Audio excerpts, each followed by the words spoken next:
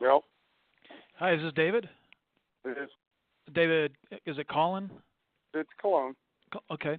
Hey, this is Detective Dave Baum over Frederick PD. How are you? Good. Good. Hey, I was doing some follow-up on the case. I'm the lead detective on the Watts case. Okay. And I was just reviewing some reports in an interview you did with some CBI agents that were You helping me bet. out. Do you Uh-huh. recall that? Oh yeah, of course. Okay. I'm down here with the Boulder County Sheriff's Department.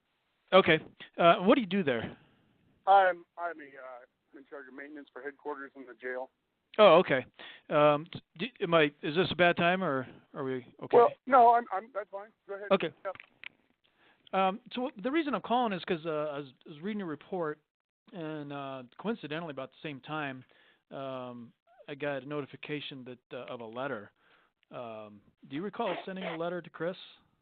Yeah, I do. I just sent the letter because I called up there because Chris and I were really good friends.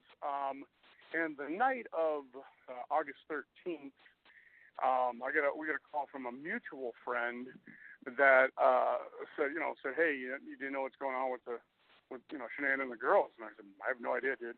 And he goes, oh, it's all over Facebook. I said, well, I don't really do that. So anyway, long story short, so I called Chris on the phone. He answered, talked to him, and he goes, the story that he had at that time was, that she left and so forth and so on. Right. And I said, well, I live down the street from him. So I said, yeah, I'll come by and see you if you don't mind. He goes, sure. So went to his house that Monday night, talked to him for a while, everything else. So the reason for me prompting the letter mainly was we were really good friends. Kind of want to ask him if he can say anything or not, but when I talked to the Weld County Sheriff's Department, they said to be on the visitor list, I must write him a letter, and then he must accept me in order to be a visitor or decline whatever he chooses. Right. So I wanted to go talk to him personally and say, one, why didn't you reach out to me? I mean, I'd have helped you. And then two, why? I was staying in the house, so my daughter had babysat the babies. Yeah. My son used to drive around on his bicycle and talk to Chris a lot. So there's just a lot of confusion on my side that I thought maybe if I sat face to face with him, he would give me maybe a straight answer. That's kind of we flew to North Carolina to the funeral. Me and my wife did, Mm-hmm. and we got some closure there. I just wanted to get some closure from him because I was just confused. Okay. So that's the whole purpose of the. So is it a typed letter? I typed it on Word. Yeah. Yeah. Okay.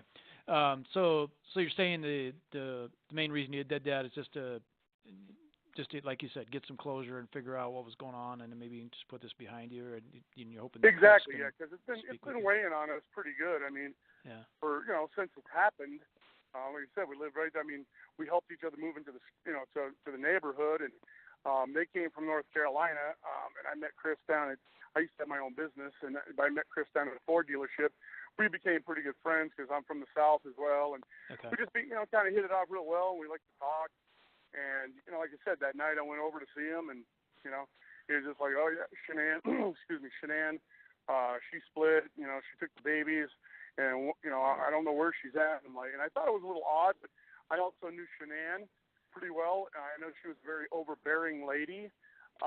So I was kind of, I don't say I was on his side, but I was kind of like, yeah, I can understand why you're upset, dude, and blah, blah, blah. And then I tried to keep in contact with him. And then, like you said, the CBI called me and wanted to interview me down here. So I was able to meet him at the jail, talk to them, gave them my spiel, and they asked, what was going on. I just told them, I said, Shanann was a very overbearing person. I mean, she wore the pants in that family. And because they were asking me about each person, about their relationship, their finance. I don't know much about their finances or really the inner workings of their own relationship, but I knew both of them, and how they were. Chris was very quiet, just an easy-going guy. I mean, probably the easiest going. I never even seen him ever get mad, not once. Yeah. I mean, the whole time I knew him. So I guess, again, back to what I'm saying without rambling on here, is, I did write that letter because the Weld County Sheriff said in order to, to talk to him, he has to accept me as a visitor. Sure. So that's what I was hoping to go up there, and if nothing happened, like he wouldn't see me or he wouldn't, then nothing happened. But I was hoping for a little bit of closure on that side, just kind of like, I don't know. It's one of those things. I don't know what was going to be said or how it was going to be said, but I'll just sit down and ask him, why couldn't you reach out? Why couldn't you talk to somebody? Why did you have to go through all these steps? And, maybe his lawyers aren't allowing that anyway. Maybe his lawyers are, I don't know, but that's what prompted me to write the letter, yes. Okay. I understand. That's fine. And obviously you can do that. I'm not questioning, why you wrote. I was just curious. But I do want to ask about a couple of things that, sure. Just a couple of inconsistencies of at least what I have in the report, the CBI report, and what your letter says. And it just, if you can kind of clear that up for me is all. And it says in your letter is that the CBI came to your job to interview, like you said. Mm-hmm. and then you put you told him what a great guy he was, Right. And then but then you also made a statement, well, like you said about Shanann, about being overbearing, and then there was something about that you also said that there's no way he had anything to do with their disappearance. Do you recall that? Yeah, I do, and that's how in my heart I felt. Okay. I mean he had me convinced. First of all, I knew Chris. So, the guy was a very mild-mannered person. At least, that's what I thought. Nobody knows what's going on in someone's brain, but I knew him for, I guess, 7 years or whatever it was. When they interviewed me, I said, no, there's no way. It's just not Chris. It's just, but obviously I was wrong, so, that's where that stands. Okay, so that was definitely your position at the time, obviously, before you knew anything. Yeah, okay. All right, great.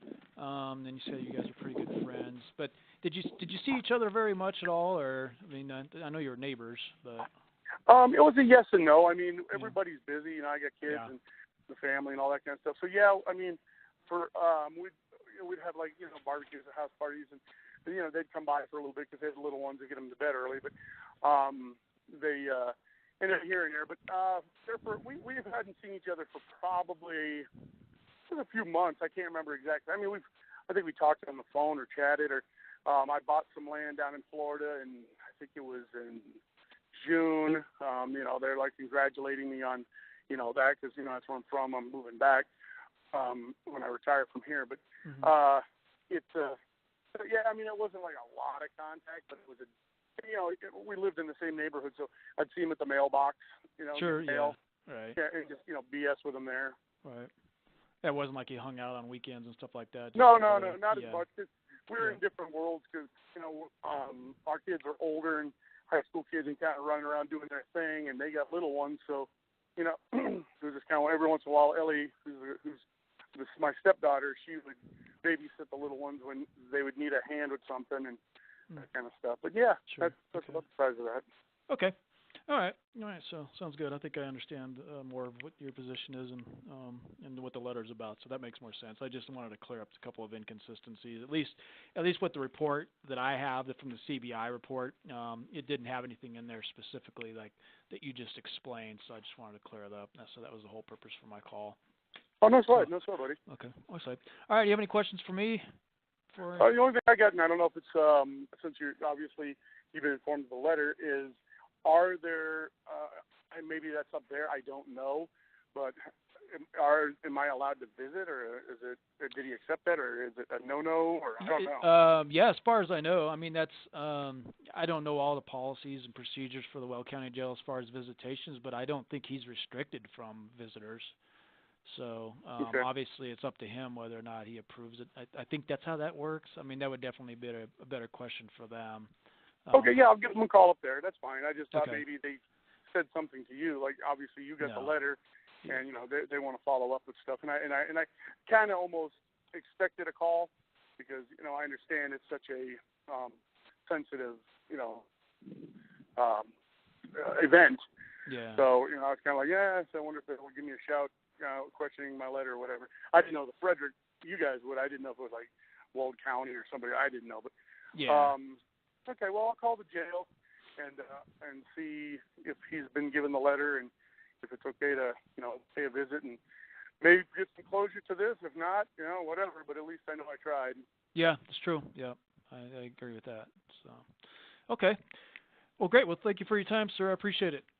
No, same here. Thank you. Take care, buddy. All right, you too. Bye. Bye-bye.